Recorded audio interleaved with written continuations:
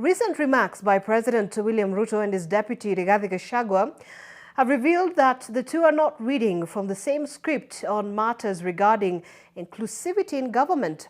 While the president is keen on making new allies in Nyanza region, promising the residents that they will not be secluded, assuring them that he is now friends with the region's political kingpin Raila Odinga, Deputy President Rigathi Gachagua holds that plum jobs in government remain a preserve of those who supported the Kenya Kwanza candidates. And as although this may be perceived as divisive, Gachagua says he doesn't believe that Nyanza will support Ruto.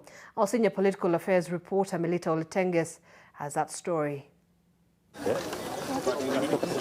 As President William Ruto attempts to make inroads in Azimio leader Raila Odinga's Nyanza turf, his remarks have largely centered on assuring residents in the region that he has their best interests. Serikali hii ni serikali yenu. Ni kweli ama si kweli? Tunaelewana? So msikuwe na wasiwasi ya kwamba kutatokea na hili ama lile. We are going to work together as the people of Kenya. But the president and his deputy appear not to be reading from the same script. Rigathi Gachagua continues to hold that it is a government of shares and that those who supported President William Ruto will be given priority in government. I am not apologetic. I have no apology to make to anybody for insisting that only those we know well who believe in President William Ruto and his vision should be entrusted with the sensitive positions and dockets. Mutu asiwaambie mambo. Siwezi kukubali sehemu yoyote ya Kenya ibaguliwe kwa maendeleo, kwa mambo ya siasa ama mambo ya vyama ama mambo ya ukabila. Despite the difference in opinion between the two, Rigathi says he has no bone to pick with his boss. President William Ruto and I talk the same language. We consult, we agree, and we move on.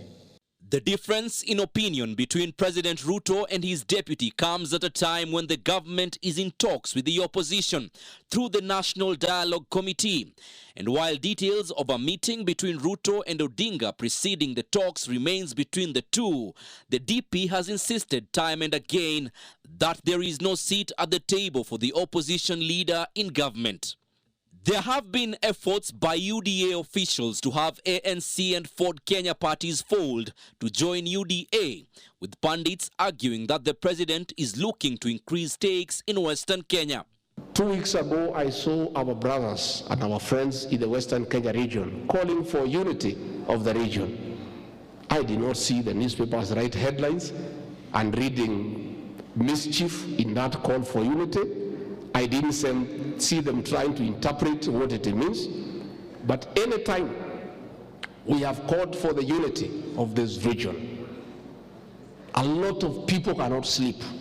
Nyanza leaders have vowed to support Ruto's re-election and rally the region behind him.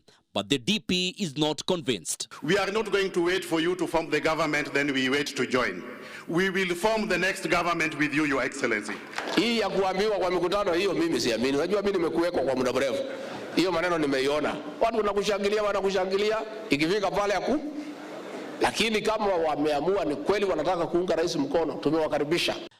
President William Ruto has maintained a studious silence on his deputy's sentiments, but assuring the citizenry in Nyanza speaks volumes on his stand, perhaps sending a message of trouble in paradise. Melita Oletenges, NTV.